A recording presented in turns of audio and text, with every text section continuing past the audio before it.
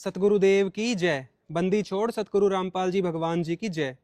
दोस्तों, जैसा कि आपको पता है कि तत्वदर्शी संत रामपाल जी महाराज जी का प्रचार अपने देश में ही नहीं बल्कि विदेशों में भी पूरे जोर शोर से चल रहा है और लगभग 50 देशों में आज संत रामपाल जी महाराज जी का ज्ञान जा चुका है, क्योंकि उनकी जो पुस्तकें हैं ज्ञान गंगा, जीने की राह, वो लगभग जो विश्व की सबसे हाई लेवल की लैंग्वेजेस हैं, विश्व की सारी जो चिर परिचित भाषाएं हैं, उन सब में प्रकाशित किया जा रहा है। इसीलिए उनका ज्ञान सब लोग समझ रहे हैं और उनसे जुड़ रहे हैं।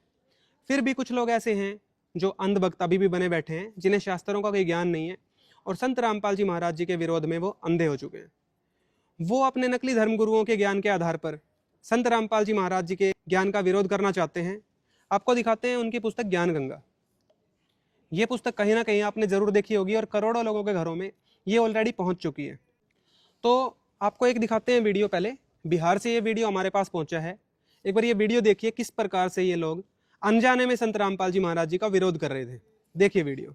पेज नंबर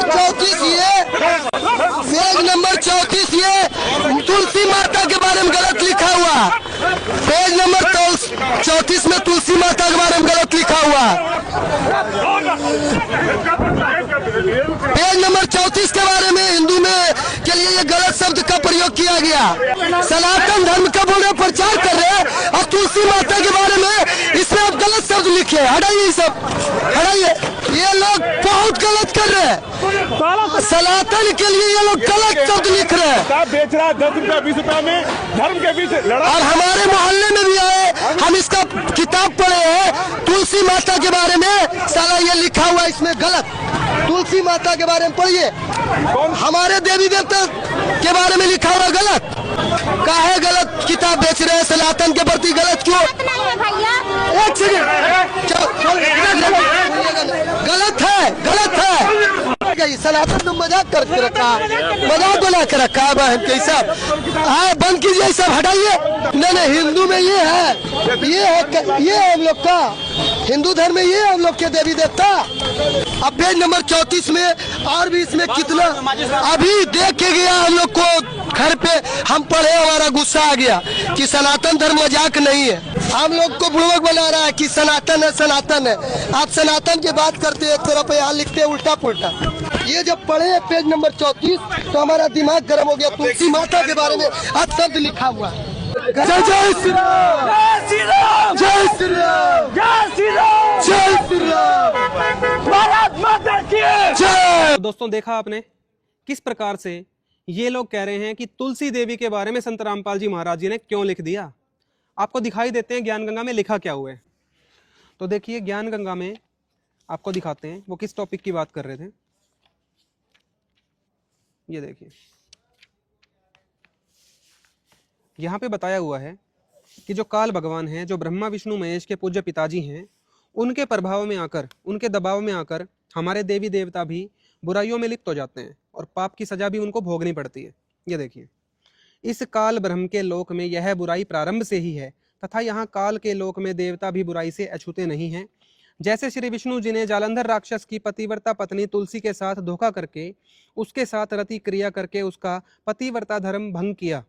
तो देखा आपने, इस एक छोटे से टॉपिक को लेके ये लोग बहस कर रहे हैं कि हमारी तुलसी माता के बारे में ऐसा क्यों लिख दिया।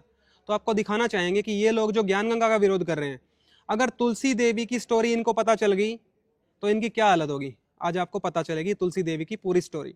आपको दिखाते हैं ब्रह्म वैवर्त पुराण, जो 18 पुराणों में से एक माना गया है और सभी लोग इसको मान्यता देते हैं अपने हिंदू धर्म में। तो आइए दिखाते हैं ब्रह्म वैवर्त पुराण। तो देखिए, यह है ब्रह्म वैवर्त पुराण। पूर्व भाग है, ये 2 भाग में छकता है। उत्तर भाग और पूर्व भाग होते हैं, 2 भाग होते हैं। तो ये देखिए, इसमें ब्रह्मखंड, प्रकृति खंड और गणपति खंड तीनों दिए हुए हैं। इसके अनुवादक हैं तारिणीश झा, बाबूराम उपाध्याय। ये हिंदी साहित्य सम्मेलन प्रयाग से। अन्य डिटेल्स इसकी, ये पूर्व भाग है, वही सारी डिटेल्स हैं। और ये देख लीजिए, ये पूरा दिया हुआ है इसका। और जिसको और भी डिटेल्स चाहिए वो ये रही। इसमें आप आएंगे 15वें अध्याय के अंदर। ये देखिए, तुलसी के प्रादुर्भाव का प्रसंग, कि तुलसी देवी की उत्पत्ति कैसे हुई थी। देखिए, श्री नारायण बोले, राजा धर्मध्वज की पत्नी जो माधवी नाम से प्रख्यात थी, गंधमादन पर्वत पर राजा के साथ अति अनुराग से विलास करती थी। ये राजा धर्मध्वज और माधवी नाम की जो हैं, ये माता पिता हैं तुलसी देवी के। आगे देखिए क्या होता है। वहां रति के उपयुक्त शैया बनाकर वह परम रसिका रमणी रत्न कामुकी रसिकेश्वर पति के साथ रमण करने में जुटी रहती थी। ये उनकी माता के बारे में है कि वो अपने पति के साथ रमण कर रही थी। वे दोनों रति क्रीड़ा विशेषज्ञ रति से विरत होने का नाम ही नहीं लेते थे। वे दोनों थकते नहीं थे इस काम से। उन दोनों को रति करते हुए देव वर्ष के हिसाब से 100 वर्ष बीत गए, 100 दिव्य वर्ष बीत गए, परंतु वे रति से रुक नहीं रहे थे। किंतु इन्हें इसका ज्ञान न रहा कि कब दिन बीते और कब रात। तब राजा के हृदय में विवेक का प्रादुर्भाव हुआ और वे रति क्रीड़ा से अलग हो गए। पर वह सुंदरी कामों की रानी अभी तृप्त नहीं हुई थी। ये जो उनकी माता जी हैं देवी जी की, तुलसी देवी की, वो तृप्त नहीं हुई इतने दिनों तक इस काम के बाद भी। फिर भी उस सती ने दिव्य 100 वर्षों का गर्भ धारण कर लिया, गर्भ धारण हो गया और उसके बाद सुंदरी कन्या को जन्म दे दिया। वो कन्या कैसी थी? वह सदा 16 वर्ष की किशोरी जान पड़ती थी। स्त्री और पुरुष उसे देखकर किसी के साथ तुलना करने में असमर्थ हो जाते थे। अतएव विद्वान पुरुषों ने उसका नाम तुलसी रखा। तो उनका नाम तुलसी रखा। ये माता पिता की कथा होगी, ये होगी तुलसी देवी की शुरू। अभी तो आप आगे देखोगे तो तुलसी देवी के पूर्व जन्म की कथा भी आपके सामने आएगी, देखना। वह तप करने के लिए बद्रिकाश्रम चली गई वो लड़की। मेरे स्वामी पति नारायण हो ऐसा संकल्प कर उसने 1 लाख दिव्य वर्षों तक वहां तप किया। वो क्यों तप कर रही थी? कि नारायण अर्थात वो कृष्ण जी विष्णु जी को पति रूप में चाहती थी। भगवान की और मोक्ष की इनकी कोई इच्छा नहीं थी। वो तप करने गई थी, देख लीजिए। ग्रीष्म ऋतु में पंचाग्नि सेवन करके, जाड़ों के दिनों में जल में रहकर, मतलब गर्मी के दिनों में तो वो अग्नि जला के तपस्या करती थी और जाड़ों में जल में रह के, और वर्षा काल में खुले मैदान में आसन लगाकर दिन रात वृष्टि की धारा का वेग सहन करती हुई उस सुंदरी ने तप किया। तो पहले आपको दिखाएंगे गीता जी कि जो ऐसा तप करता है उस आदमी को क्या संज्ञा दी गई है उस व्यक्ति को। ये देखिए, ये पहले आपको दिखाते हैं भगवत गीता कोड नंबर 17, और ये गीता प्रेस गोरखपुर की है। इसमें आते हैं 17वें अध्याय के श्लोक नंबर 5 में। अर्जुन, जो मनुष्य शास्त्र विधि से रहित केवल मनः कल्पित घोर तप को तपते हैं, दंभ और अहंकार से युक्त हैं, वो दंभ और अहंकार तो आ ही जाता है तपस्वी में, कामना आसक्ति और बल के अभिमान से भी युक्त हैं। कामना तो इसमें थी देवी में। अब इन आदमियों को क्या संज्ञा दी है जो ऐसे काम करते हैं? वो शरीर रूप से स्थित भूत समुदाय को, जो हमारे शरीर में देवी देवता निवास करते हैं उनको, और अंतःकरण में स्थित परमात्मा को भी क्रश करने वाले हैं। ये देवी देवताओं को और परमात्मा को दुखी करने वाले हैं ये लोग। उन अज्ञानियों को देखो, अज्ञानी बताए हैं, कोई ज्ञान नहीं है इनको धर्म का और परमात्मा का। आसुर स्वभाव वाले जान, ये राक्षस प्रवृत्ति है जो ऐसा तप करते हैं। तो तुलसी देवी को हम देवी तो कह रहे हैं, पर कार्य जो इनके शुरू हुए जन्म के बाद वो राक्षस प्रवृत्ति वाले बताए हैं गीता जी में। आगे दिखाएंगे अब आपको। तो देखिए, सेम वही ब्रह्मवैवर्त पुराण पूर्व भाग है। इसमें वहीं आगे हम पेज नंबर 301 पे पहुंच चुके हैं। वो तप कर रही थी देवी, निर्लक्ष्य होकर एक पैर पर खड़ी हो वह तपस्या करती रही। उसका कोई खास लक्ष्य नहीं था, सिर्फ वो पति प्राप्त करना चाहती थी, और वो भी विष्णु जी को। उसे देखकर ब्रह्मा जी बद्रिका आश्रम में पधारे। ब्रह्मा जी आ गए। अब वो बोले, जो कुछ चाहो मांग लो। पेज नंबर 302 पे आ गया अब तुलसी जी बोली, हे तात, हे पिताजी, आप सर्वज्ञाता हैं, अतः आपके सामने मुझे लज्जा किस बात की हो सकती है। अब इसका मतलब साफ है कि वो ब्रह्मा जी को सच्चाई बता रही है, पर एक्चुअल में कोई शर्म की बात है, क्योंकि वो भगवान की प्राप्ति के लिए नहीं, पति की प्राप्ति के लिए तप कर रही थी। तो यहाँ लज्जा शब्द ही नहीं आना चाहिए था अगर ये काम बिल्कुल सही होता तो। वो कह भी रही है इस बात को, मैं पहले गोलोक में तुलसी नाम की गोपी थी। अब आ रही है भाइयों इनकी देवी जी की पिछले जन्म की कथा।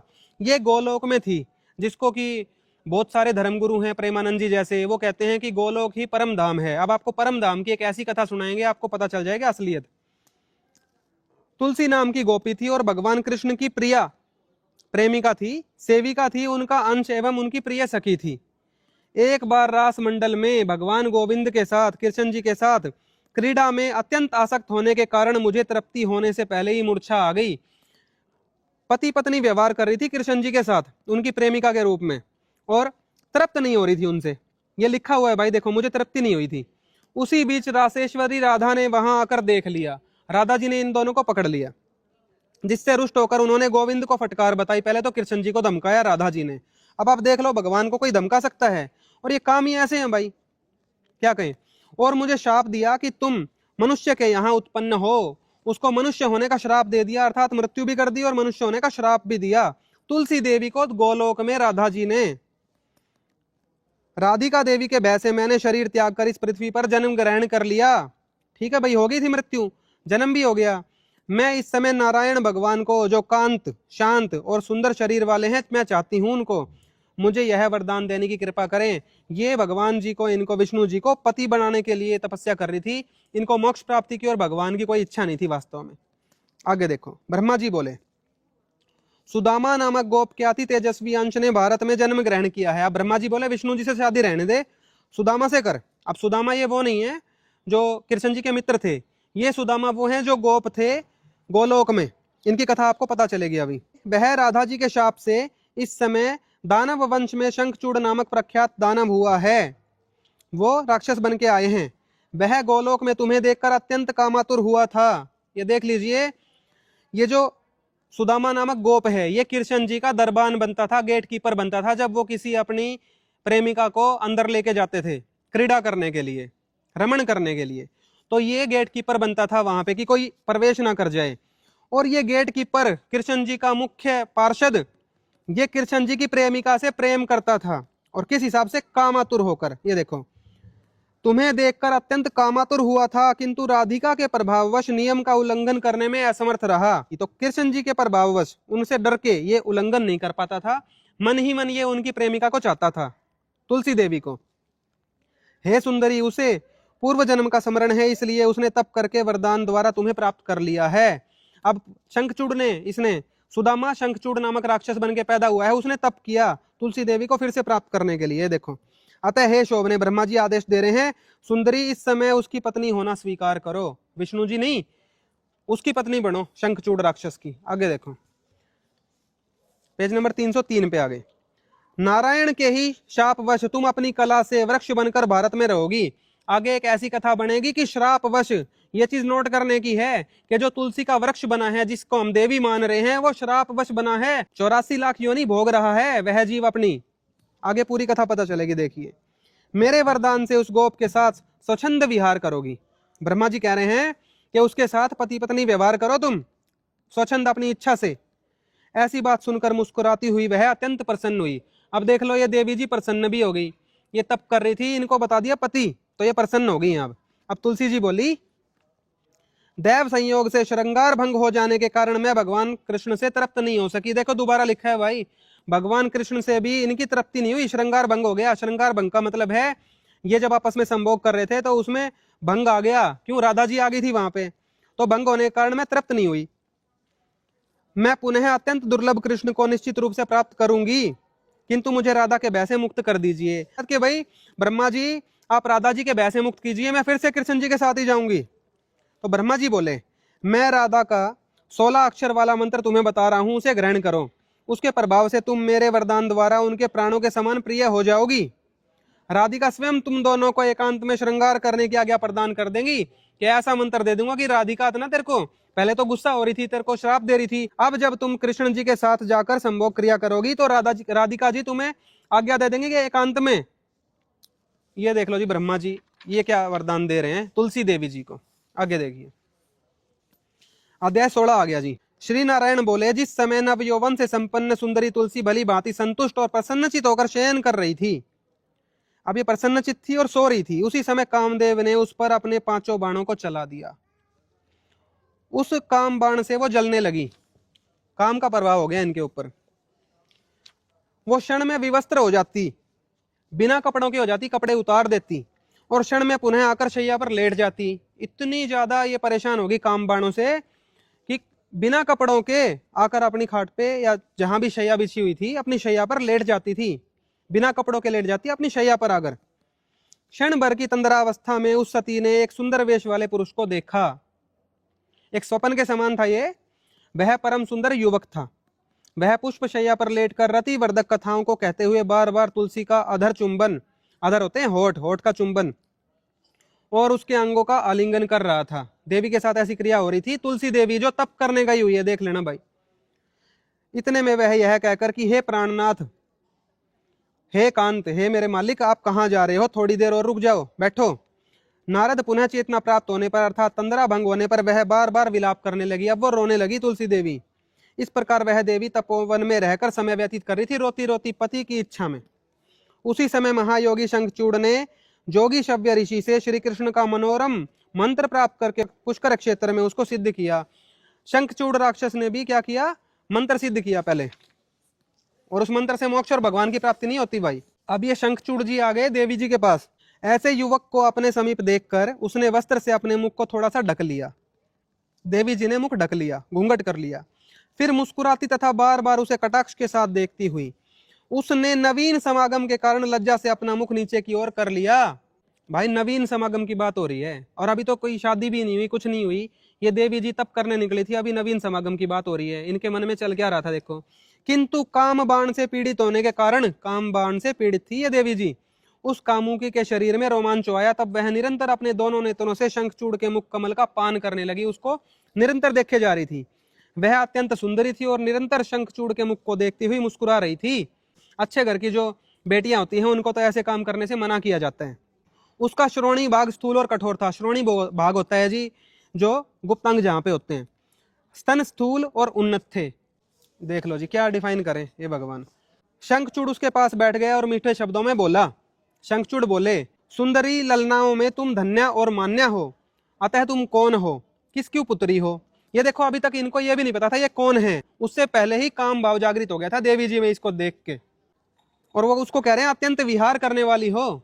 विहार होता है जी पति पत्नी को समागम को विहार कहते हैं इन ग्रंथों में। तुम संसार का सार हो, माया का आधार हो। वो खुद भी पत्नी की इच्छा में था, ये देख लो। अतः मौन भाव त्याग कर इस सेवक से कुछ बोलने की कृपा करो। अब वो सेवक बन गया उसका।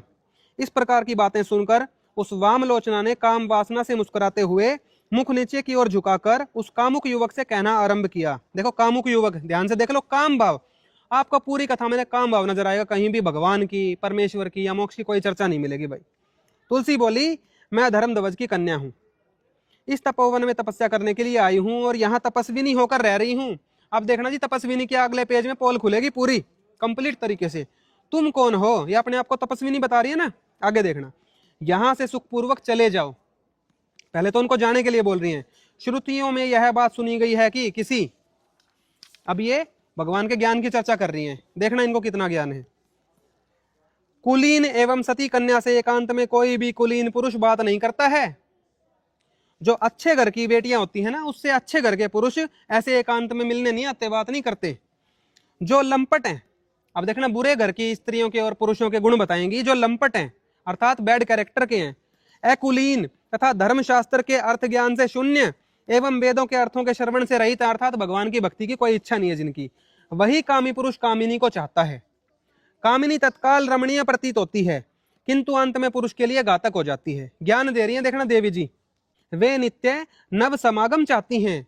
सुंदर वेश वाले पुरुष की कामना सदा हृदय में किया करती हैं, किंतु बाहर ऊपर से तो अपने सतीत्व को प्रकट करने के लिए प्रयत्नशील रहती हैं, ऊपर से तो शरीफ बन के दिखाती हैं। और ये कुछ ऐसा नहीं लग रहा कि ये सारी क्रियाएं इन देवी जी के साथ खुद ही हो रही हैं, ये अपने खुद की बात कर रही है अंदर की।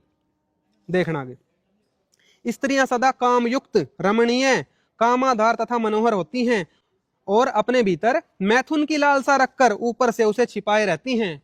देवी जी अपने मन की बात कह रही हैं और कह रही हैं गलत घरों की बेटियों की ऐसे हाल होते हैं, और बता रही है अपनी कथा। देखना, इसी तरह वह ऊपर से बड़ी लज्जाशील बनी रहती हैं पर एकांत में कांत को ग्रास कर लेती हैं। कह रहे पुरुष मिल जाए ना तो काट खाती हैं उसको। इस भांति वे अत्यंत मानिनी स्त्रियां मैथुन यानी रति क्रिया में कमी होने पर कोप की मूर्ति बन जाती हैं। ढंग से समागम ना हो तो गुस्सा आ जाता है।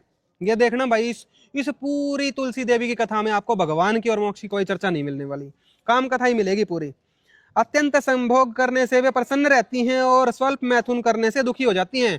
अगर कोई अच्छा पति मिल जाए जो काफी देर तक इनके साथ ये काम करे तो ये खुश रहती हैं, और कोई कम समय तक अगर करे इनके साथ ये काम तो ये दुखी होती हैं। ये देखना इनके ज्ञान है या इनका देवी जी का। रति करने वाले पुरुष से वह पुत्र से भी अधिक स्नेह करती हैं।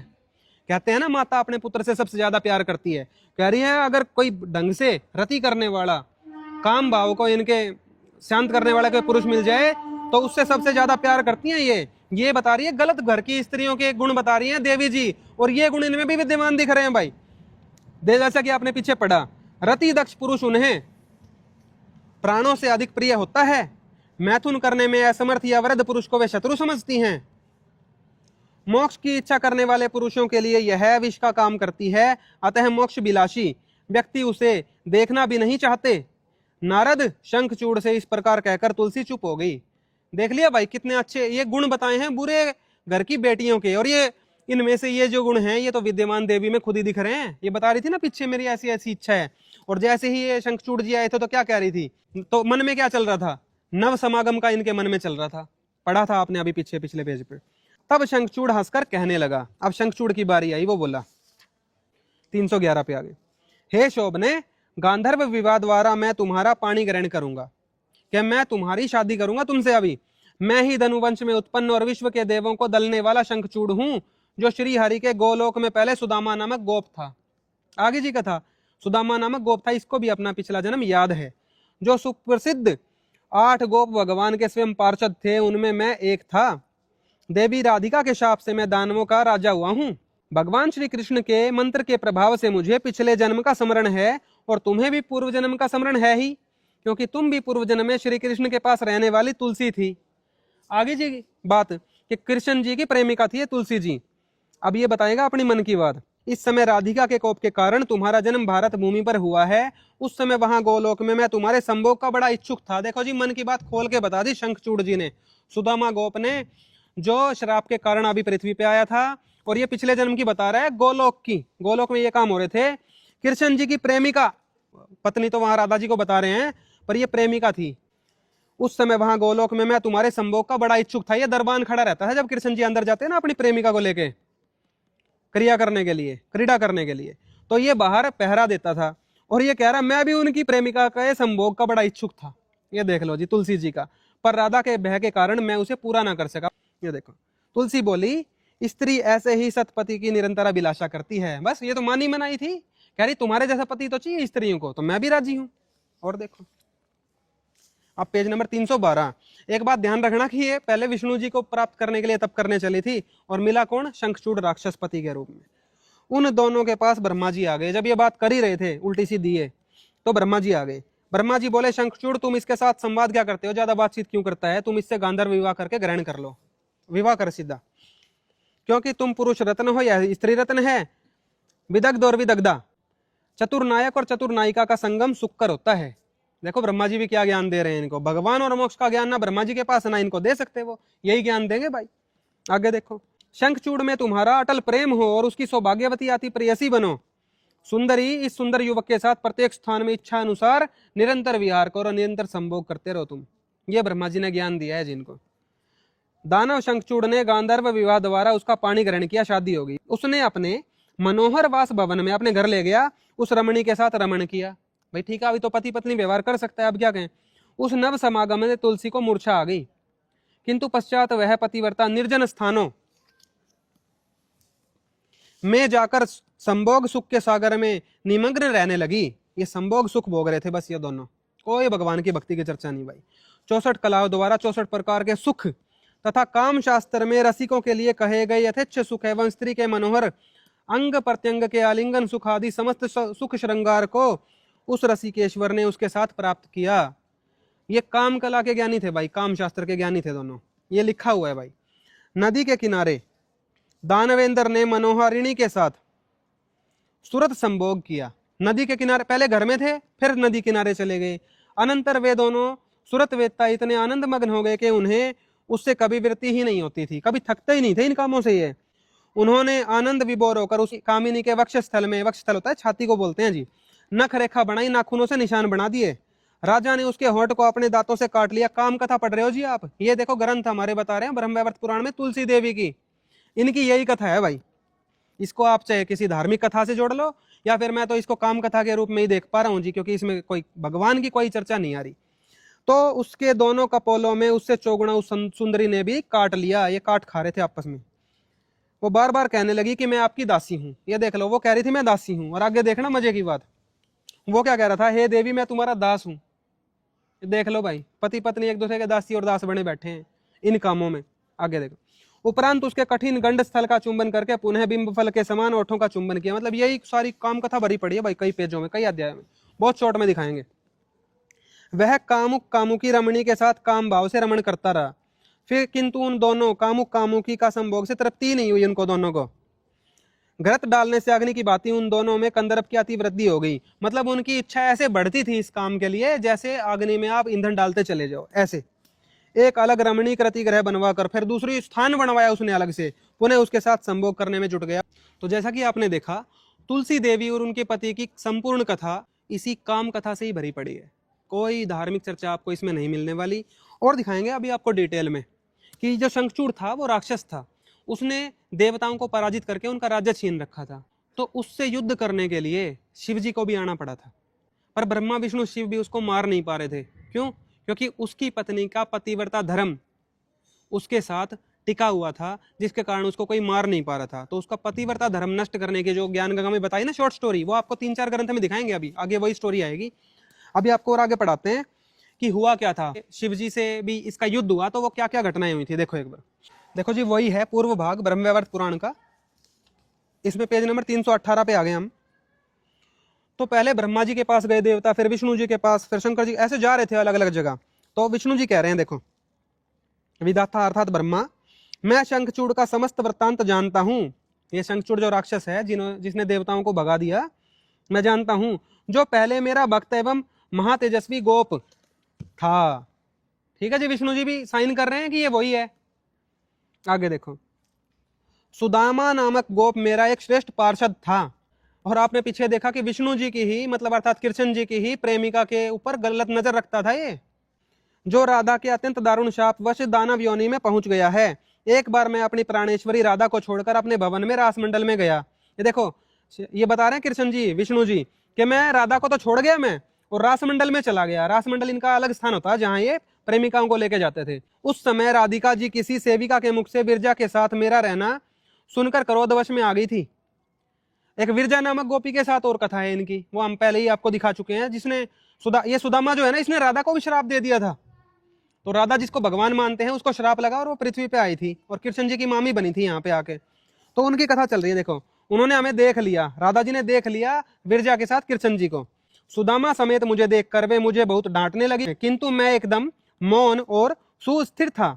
वह सुनकर महान पार्षद सुदामा को सहन न हो सका। उसने कोप किया और मेरे समीप ही राधा को फटकार बताई। राधा को डांट दिया था इसने, सुदामा ने। तो राधा ने भी गुस्सा किया। राधा ने रोष भरे शब्दों में यह दारुण वचन कहा, रे दुष्ट, तू दानवी योनि में जा। पृथ्वी पे भेज दिया दानव बना के कि तू राक्षस बन पृथ्वी पे जाके। ये श्राप लगा था इसको। इसने भी राधा को श्राप दिया था, तू मामी बन कृष्ण की जाके, और वो भी हुआ, सारे काम हुए, वो भी पृथ्वी पे आई। तो आप ये भी देख लेना, इन सारे भगवानों को श्राप लग रहे हैं, ये भगवान है क्या? जैसा कि आपने अभी तक देखा है इस पवित्र ग्रंथ में कि तुलसी देवी को भक्ति का और भगवान का कोई ज्ञान नहीं था, तप करने गई पति प्राप्ति के लिए। और ये पिछले जन्म की भी बात बता रही है कि मैं तुलसी नामक जब गोपी थी वहां पे गोलोक की बात हो रही है। तो कृष्ण जी के साथ भी मैं यही काम करती थी, पर वो भी मुझे तृप्त नहीं कर पा रहे थे। तो वहां भी इनके यही हाल थे। फिर ये शाप के कारण यहाँ आ गई, राधा जी ने पकड़ लिया इनको कृष्ण जी के साथ, फिर यहाँ भेज दिया मनुष्य बना के। यहाँ इनका शंखचूड़ से विवाह हुआ, वहां भी वही कथा है सेम, कि काम कथा है भाई पूरी इनकी। ठीक है, तुलसी देवी का आप देख लो अब क्या इतिहास चल रहा है। शंकर जी ने भी इनसे युद्ध किया था, ये नहीं हार रहे थे, क्योंकि पतिव्रता धर्म पे टिक गई थी इसकी पत्नी, शंखचूड़ की पत्नी तुलसी देवी। बस इतनी सी इसकी महत्वता है। तो उस वक्त क्या हुआ, विष्णु जी को छल करना पड़ा।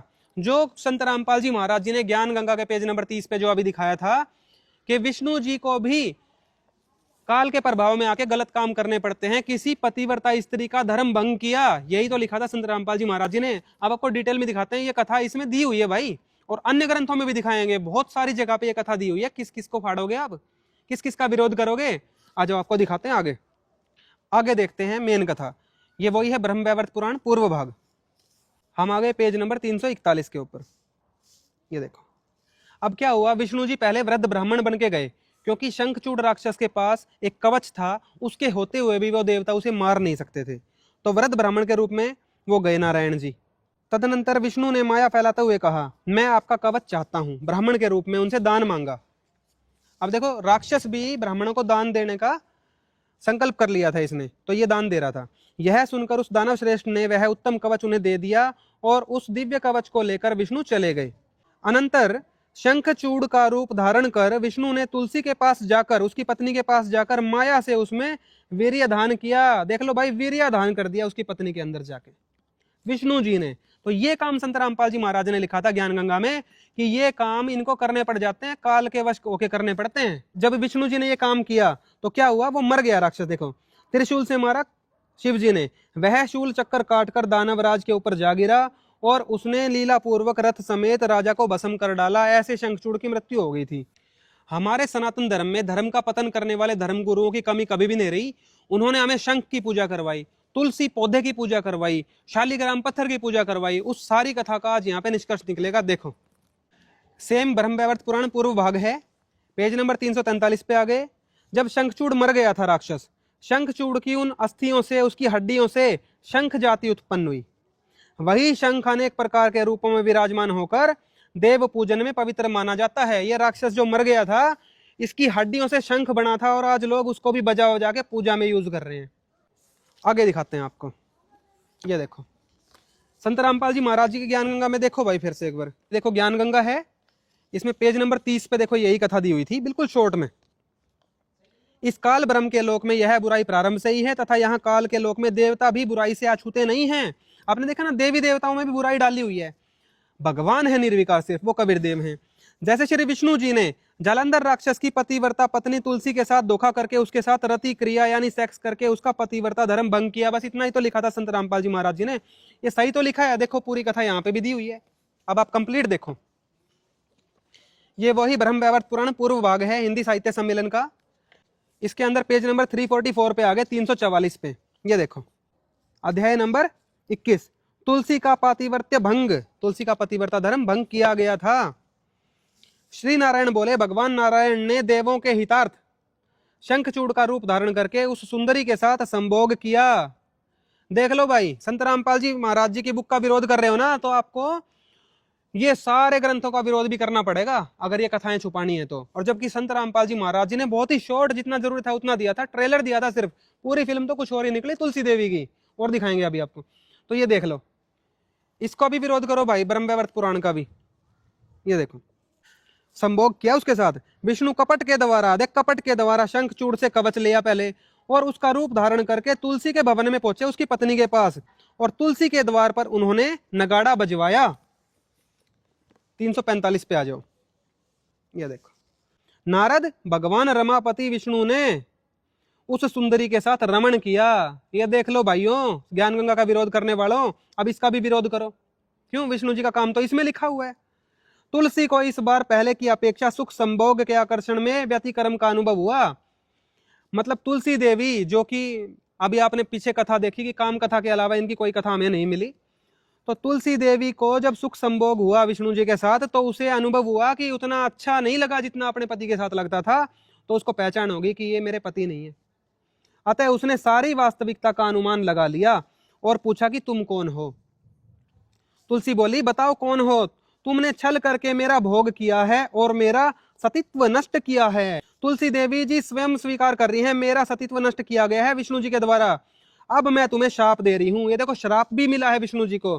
ब्राह्मण तुलसी की बात सुनकर शाप के भय से विष्णु ने लीला से अपनी अत्यंत मनोहर मूर्ति को धारण कर लिया। अब विष्णु जी अपने वास्तविक रूप में आ गए। क्यों आए? शाप के भय से। ये भी देख लेना आप, शाप के भय से। भगवान कभी भय नहीं मानता, विष्णु जी देवता मानते हैं पर।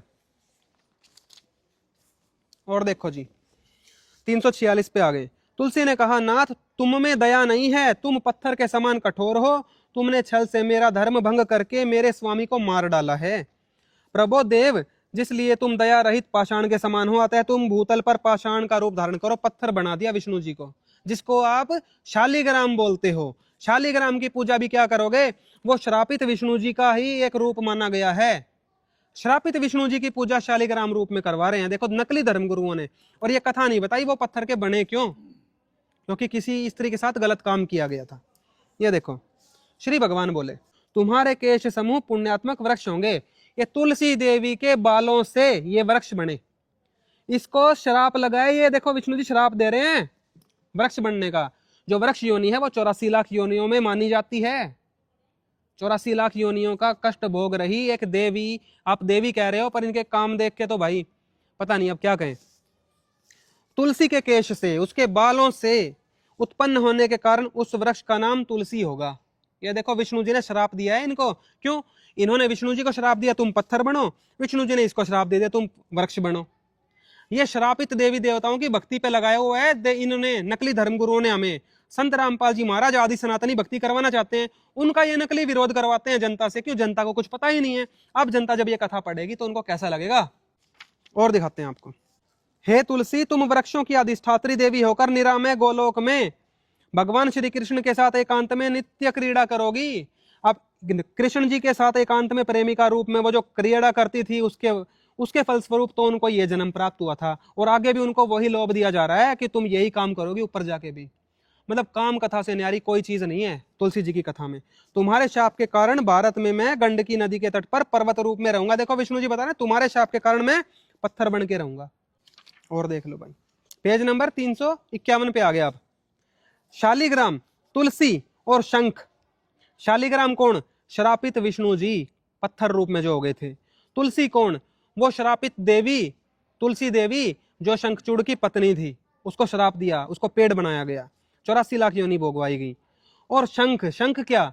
उस शंखचूड़ राक्षस के हड्डियों से जो बना था, जिसने देवताओं को पराजित कर दिया था, देवताओं को दुखी कर रखा था, उसकी हड्डियों से बने शंख को हम, इन तीनों चीजों को क्या करते हैं, इन्हें एकत्र रख कर जो इन तुलसी पत्र आदि की रक्षा करता है, वह महाज्ञानी और श्री हरि का प्रिय पात्र होता है। भाई हम तो संत रामपाल जी महाराज जी के शिष्य आदि सनातनी भक्ति को ही स्वीकार करेंगे। ये इस तरीके से हमें प्रसन्न नहीं करना इन देवताओं को। आगे देखो, विष्णु जी बता रहे हैं ये जो पुरुष जिस स्त्री में एक बार भी वीर्याधान कर देता है, उसके लिए उसका वियोग परस्पर दुखदायी होता है। ये शंखचूड़ की और तुलसी की बात कर रहे हैं, और अपनी और तुलसी की भी बात कर रहे हैं। तुम तो एक मनवंतर तक शंखचूड़ की प्रेयसी बनकर, पत्नी बनकर रही हो, इसलिए शंख के साथ तुम्हारा वियोग करना केवल तुम्हें दुख देना है। ये हो गया जी ब्रह्मवैवर्त पुराण की कथा। तो जैसा कि आपने देखा कि तुलसी जी के श्राप से विष्णु जी शालिग्राम पत्थर बन गए, विष्णु जी के श्राप से वो पौधा बन गई तुलसी रूप में जिसे आप मानते हो। और जो शंख की पूजा करवाई जा रही है वो क्या है? वो शंखचूड़ नामक राक्षस की हड्डियों के चूरे से शंख उत्पन्न हो गया था, उसको बजा के और पूजा कर रहे हैं। तो इस प्रकार की सनातनी पूजाओं के पतन करवा के हमसे पूजाएं करवाएगी, हमें मोक्ष साधन से हमेशा दूर रखा गया है। और इस पूरी कथा में काम के अलावा कुछ नहीं था, ये पूरी काम कथा थी भाई। संत रामपाल जी महाराज कहते हैं कि भाई नेक विचार रखो, वह पतिव्रता धर्म पे रहो। यहाँ ना तो विष्णु जी पतिव्रता धर्म पे नजर आते हैं, ना गोलोक में कृष्ण जी पतिव्रता धर्म पे नजर आ रहे हैं। और जो ये तुलसी देवी हैं उनको भी पतिव्रता कैसे कहें?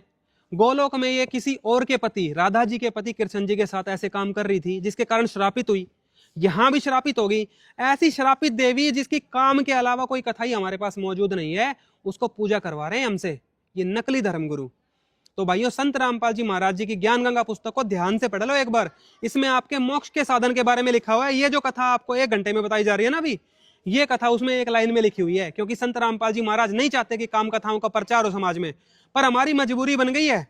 ये संत रामपाल जी महाराज जी का ही विरोध करते हैं, कहते हैं इन्होंने लिखा है ये। भाई संत रामपाल जी महाराज जी ने कुछ नहीं लिखा, ये तो ब्रह्मवैवर्त पुराण का इसमें रेफरेंस दिया हुआ है, छोटा सा 1 लाइन के अंदर। आपने कथा पढ़ी? पूरी काम कथा है। और देखिए संत रामपाल जी महाराज किस प्रकार से इस तरह की वृक्षों की पूजा करके जो सनातन धर्म का पतन किया गया है उसके बारे में क्या बताते हैं, देखिए उनके विचार।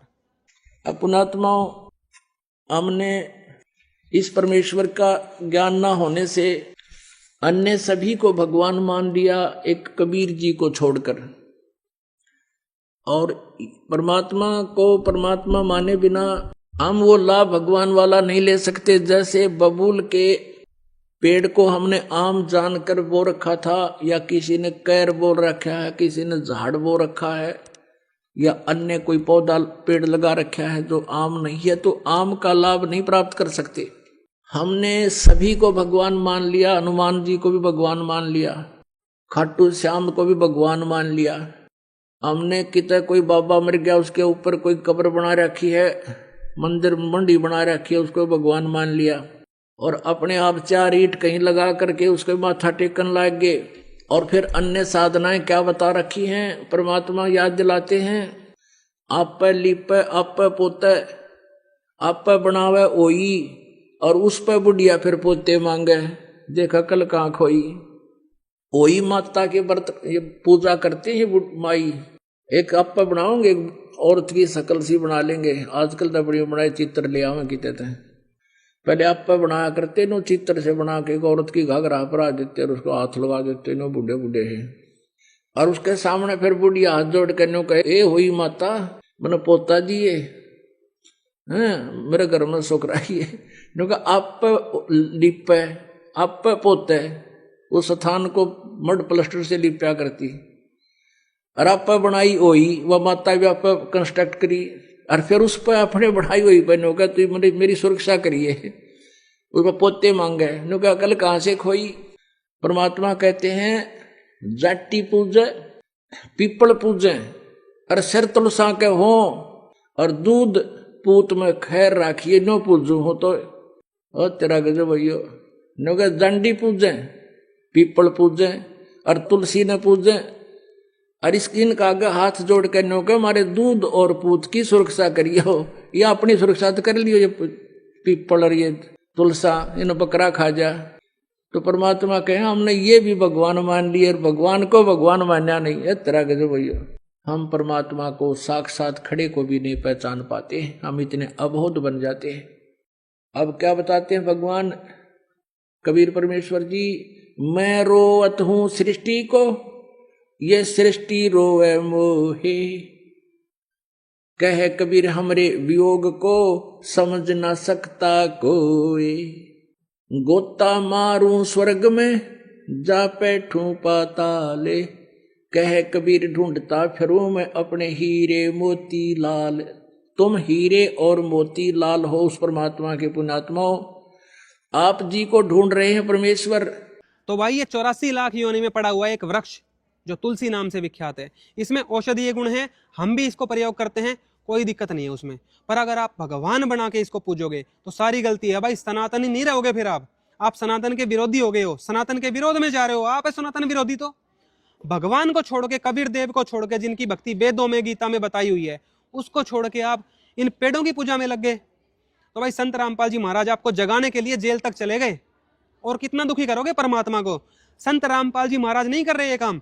1997 में संत रामपाल जी महाराज जी का मोक्ष हो चुका है, उनके रूप में उस दिन से कबीर परमेश्वर आए हुए हैं आप सबको चेताने, हमें मोक्ष प्राप्त करवाने के लिए वो इतना संघर्ष कर रहे हैं, और आप उन्हीं का विरोध कर रहे हो। भाई महापाप के भागी बनोगे। बिना अपने धर्म ग्रंथों से कोई भी ज्ञान जाने आप संत रामपाल जी महाराज जी का विरोध मत करो। एक बार अपने धर्म ग्रंथों को खोल कर तो देख लो, आपको पता चल जाएगा कि संत रामपाल जी महाराज जी के अलावा जितने भी धर्मगुरु आज तक आपको ज्ञान देते आए, वो ज्ञान नहीं, आपको अज्ञान परोस रहे थे। वो आपसे ये पेड़ पुजवा रहे थे, आपसे पशु भी पुजवाते थे, आपको गोबर खिला देते हैं, आपको मूत्र पिला देते हैं। ये भक्ति है क्या? ये भक्ति नहीं है भाई। 84 लाख योनियों में पड़े हुए जीवों पे आपको दया आनी चाहिए। ये वृक्ष बन गई वो देवी, उस पर दया आनी चाहिए, और हम उसकी पूजा कर रहे हैं। और भाई ऐसी देवी की जिसकी काम कथाओं के अलावा कोई चीज ही नहीं मिली। आप सोचो उसको भगवान रूप में जब आप ग्रहण करके और उसका प्रसाद ग्रहण करोगे तो आपको कैसा होगा? आपके अंदर वही भाव प्रवेश करेंगे। समाज में इतना बिगाड़ आ रखा है आज, कलयुग पूरा अपने चरम सीमा पे। क्यों? क्योंकि आप इस तरह की पूजाएं कर रहे हो। जिन देवियों की कथाओं में, देवताओं की कथाओं में काम के अलावा कुछ नहीं मिला, उनकी पूजा में आपको लगा दिया गया है। और तुलसी देवी की कथा इस बात को बिल्कुल प्रमाणित कर रही है कि आप सनातन धर्म से विमुख हो रहे हो। सेम कथा देवी भागवत महापुराण में भी दी हुई है, देखिए प्रमाण। ये देखिए देवी भागवत महापुराण 1898 कोड है, गीता प्रेस की है। इसके द्वितीय खंड में देखिए आप, सेम कथा देखिए, वही वाली। भगवान नारायण ने कौन सा रूप धारण कर तुलसी में वीर्य दान किया था, उसे मुझे बताइए, नारद जी पूछ रहे हैं। और देखो वही कथा है, पूरी पढ़ के भी नहीं दिखाएंगे, ये देख लो। हे नारद, यह कहकर जगन्नाथ रमापति श्री आदि शैया पर सो गए, और जब उस रमणी के साथ विहार करने लगे तब उस साध्वी तुलसी ने अपने मन में विचार करके सब कुछ जान लिया कि तुम कौन हो, ऐसा वह पूछने लगी। और ये देख लो, भगवान श्री हरि ने शाप के वैसे लीला पूर्वक अपना मनोहर विष्णु रूप धारण कर लिया। तुलसी बोली, आप पाषाण सदृश हो, आप में दया नहीं है, आप इसी समय लोक में पाषाण रूप हो जाएं, पत्थर बनने का श्राप दिया।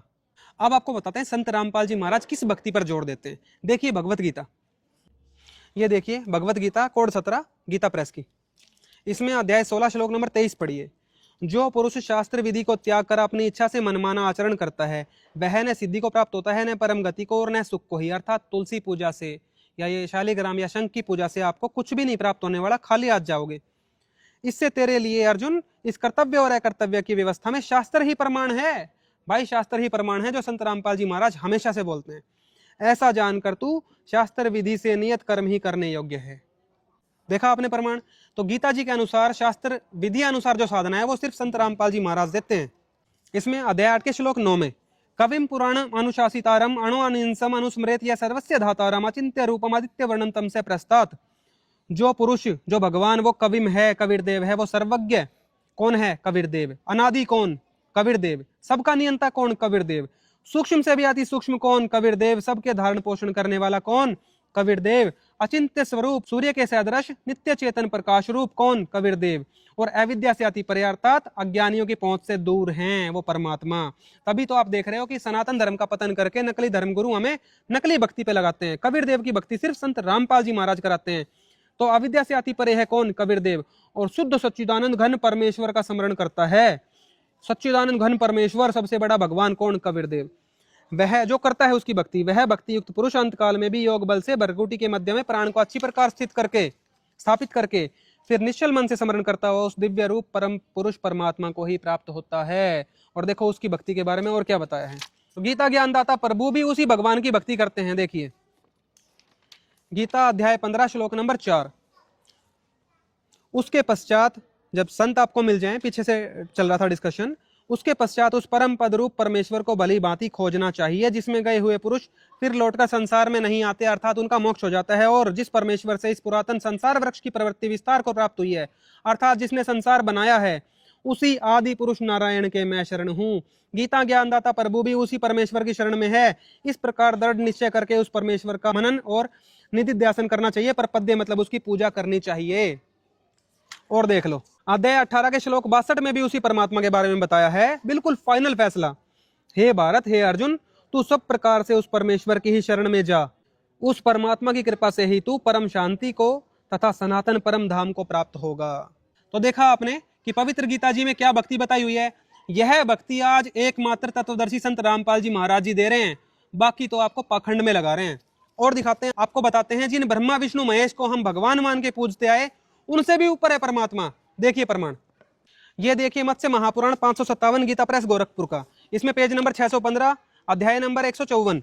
ब्रह्मा विष्णु इंद्र मुनि आदि जन्म मृत्यु, देख लो, जन्म भी होते हैं, मृत्यु भी होती है, और वृद्ध अवस्था बूढ़े भी होते हैं, इससे ग्रस्त हैं। ये सभी उस परमेश्वर के खिलौने मात्र हैं। जो असली भगवान है कबीर देव, उसके तो खिलौने हैं ये देवी देवता, और हम इनकी भक्ति में, खिलौनों की भक्ति में लगे हुए हैं।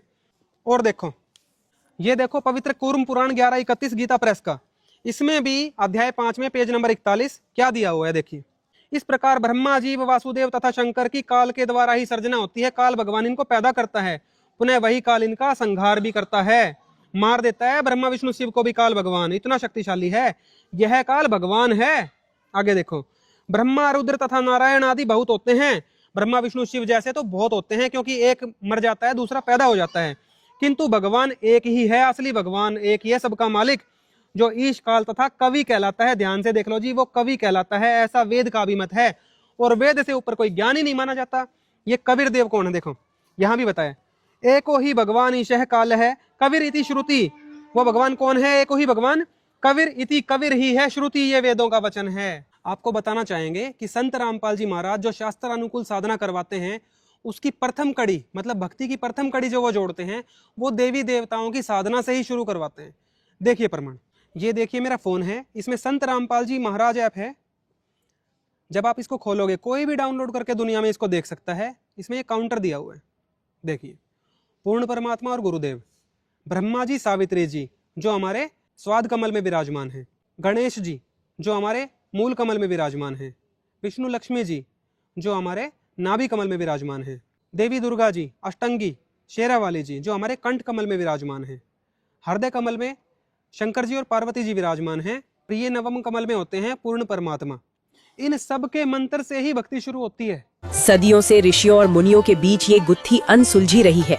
कोई शरीर के भीतर 7 कमल चक्रों का दावा करता है तो कोई 8 की सीमा खींच देता है, लेकिन संत रामपाल जी महाराज इन सब से परे 9 कमलों का भेद खोलते हुए कबीर सागर के बोध सागर खंड के अध्याय कबीर वाणी पृष्ठ 111 से दिखाया है कि कबीर सागर में लिखा है कि 8 कमल तो शरीर में ही है। और इतना ही नहीं, 9वें कमल से पर्दा हटाते हुए संत रामपाल जी महाराज ने सिद्ध किया कि 9वें कमल में पूर्ण ब्रह्म परमात्मा अमर पुरुष रहता है। ये कबीर सागर कबीर वाणी, ये कबीर वाणी अध्याय है कबीर सागर का 111 पृष्ठ पर पढ़ेंगे।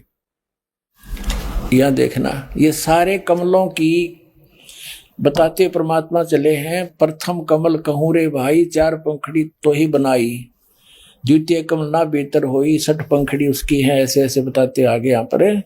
फिर क्या बता है, 8वें कमल 10 पंखड़ी कहिए, 8वां हो गया।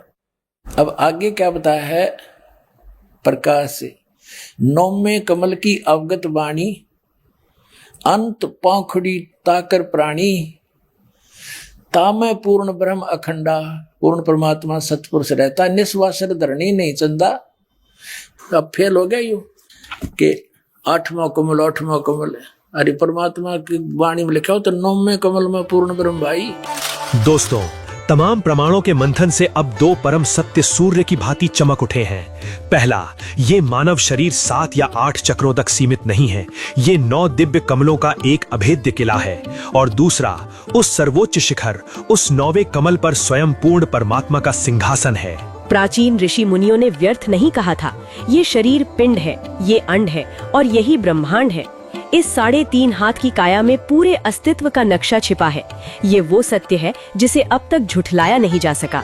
तो आइए उन अधूरे ज्ञान के पन्नों को बंद करें और खोले तत्व ज्ञान का वो अध्याय जिसे संत रामपाल जी महाराज ने प्रामाणिकता की कसौटी पर कसा है।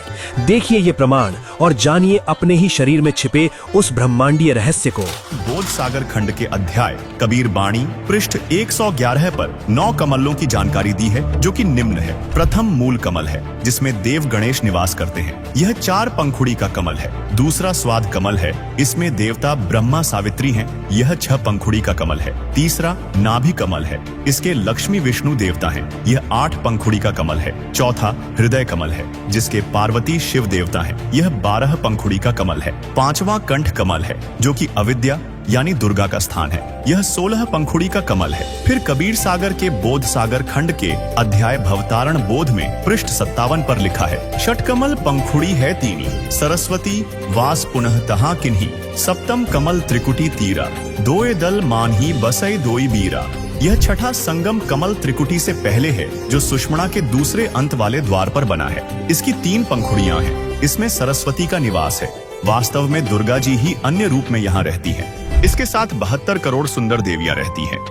इसकी 3 पंखुड़ियां हैं। इन तीनों में से एक पंखुड़ी में सरस्वती तथा 72 करोड़ देवियां, जो ऊपर जाने वाले भक्तों को आकर्षित करके उनको अपने जाल में फंसाती हैं। दूसरी पंखुड़ी में काल अन्य रूप में रहता है। मन रूप में काल का निवास है तथा करोड़ों युवा देव रहते हैं, जो भक्त मतियों को आकर्षित करके काल के जाल में फंसाते हैं। तीसरी पंखुड़ी में परमेश्वर जी हैं, जो अपने भक्तों को सतर्क करते हैं, जिससे सद्गुरु के भक्त उन सुंदर परियों के मोह में नहीं फंसते। 7वां त्रिकुटी कमल है, जिसकी काली तथा सफेद 2 पंखुड़ियां हैं। काली में काल का सद्गुरु रूप में निवास है तथा सफेद में सतपुरुष का सद्गुरु रूप में निवास है। 8वां कमल यानी अष्ट कमल, जिसे सहस्र कमल भी कहते हैं, जिसमें काल ने 1000 ज्योति जगाई है, जो ब्रह्मलोक में है। इसको संहस्र कमल कहते हैं। इसकी 1000 पंखुड़ी ही है, जो छोटी स्थान पर होता है। ये सभी कमल चक्र मानव शरीर में स्थित रीढ़ की हड्डी के अंदर की ओर बने होते हैं। यह सिर में जो छोटी स्थान है, उसको ब्रह्मांड कहा जाता है। जैसे कई ऋषियों की लीला में लिखा है कि वे ब्रह्मांड फोड़कर निकल गए। इनके सिर में तालू के ऊपर और छोटी स्थान के बीच में निशान बन जाता है। शरीर त्याग जाते हैं। वे शून्य में भ्रमण करते रहते हैं। वे ओम अक्षर का जाप तथा हठ योग करके यह गति प्राप्त करते हैं। महाप्रलय में नष्ट हो जाते हैं, फिर जीव रूप में जन्मते हैं। इस सिर के ऊपर के भाग को ब्रह्मांड कहते हैं। यह 8वां कमल ब्रह्मांड में इस प्रकार कहा है। इस कमल में काल निरंजन ने धोखा कर रखा है। केवल ज्योति दिखाई देती है, जो प्रत्येक पंखुड़ी में जगमगाती है। उस कमल में परमात्मा कबीर जी भी गुप्त रूप में निवास करते हैं। 9वां कमल मीनी सतलोक में है। कबीर सागर में कबीर वाणी अध्याय के पृष्ठ 111 पर 9वें कमल का वर्णन है। 9वें कमल की अनंत यानी असंख्य पंखुड़ी हैं, जहां पूर्ण ब्रह्म सतपुरुष का निवास है। तो दोस्तों, प्रमाणों की इस अदालत में ये सिद्ध हो चुका है, शरीर 7 या 8 कमलों का साधारण ढांचा नहीं, बल्कि 9 कमलों का एक दिव्य रहस्य है। संत रामपाल जी महाराज स्पष्ट बताते हैं कि जिस प्रकार से आपको अन्य ऊंची क्लासों में पढ़ने के लिए, कॉलेज में जाने के लिए, कोर्स करने के लिए आपको प्राइमरी भी पढ़नी जरूरी है, इसी प्रकार से इन देवी देवताओं के मंत्रों से ही साधना करके शुरुआत होती है भक्ति की, और मोक्ष की साधना करके पूर्ण परमात्मा कबीर देव की प्राप्ति होती है। यही असली आदि सनातनी भक्ति है जो संत रामपाल जी महाराज करवाते हैं। बात रही इन तुलसी देवी और शालिग्राम आदि की, वो आपको डिटेल में कथा हम दिखा चुके हैं, और ये सब शास्त्र विरुद्ध होने के कारण व्यर्थ कहे गए हैं। संत रामपाल जी महाराज बताते हैं कि मनुष्य जन्म जो हमें मिला है वो मिला है पूर्ण परमात्मा की और मोक्ष की प्राप्ति के लिए। अगर आपका मोक्ष नहीं होता है तो मनुष्य जीवन को विफल माना गया है, और जिन देवी देवताओं की भक्ति करके हम मोक्ष को सफल मान रहे थे उनका तो खुद भी मोक्ष नहीं हुआ। आपको प्रमाण दिए हमने पुराणों से, गीता में भी आपको दिखाते हैं। देखिए गीता प्रेस गोरखपुर की है, 17 कोड है, अध्याय 4 श्लोक नंबर 5। यहाँ पे गीता ज्ञानदाता प्रभु जो ब्रह्म काल हैं वो खुद भी कह रहे हैं मैं मोक्ष में नहीं हूं, मैं भी मोक्ष प्राप्त नहीं हूं। देखो, बहुनी में व्यतीतानि जन्मानि तव च अर्जुन तानि अहम वेद सर्वाणि न त्वम वेद परंतप। हे परंतप अर्जुन, मेरे और तेरे बहुत से जन्म हो चुके हैं, उन सबको तू नहीं जानता किंतु मैं जानता हूं, अर्थात ये भी जन्म मरण के अंदर फंसे हुए हैं। तो दोस्तों, जैसा कि आपने देखा कि संत रामपाल जी महाराज किसी भी देवी देवता का विरोध नहीं करते हैं, उन्हीं की साधना से वो भक्ति की शुरुआत करवाते हैं, और अंत तक की जो भक्ति है जो बिल्कुल फाइनल आपका मोक्ष करवाएगी वो आपको संत रामपाल जी महाराज जी के पास बिल्कुल तरतीब वाइज मिलेगी, स्टेप वाइज मिलेगी। और ये जो 2 पुस्तकें हैं जिनका वो विरोध कर रहे थे, फिर प्रार्थना करूंगा कि भाइयों ये पुस्तकें ज्ञान गंगा और गीता तेरा ज्ञान अमृत जहां भी आपको मिल जाए, ये समझ लेना परमात्मा का संदेश मिल गया, और लेके और इस हीरे को रगड़ के देखो, इसमें चमक बहुत है, आपका मोक्ष करवाएगी ये पुस्तकें। और ज्ञान गंगा पुस्तक को आप बिल्कुल अपने घर पे मुफ्त मंगवा सकते हैं।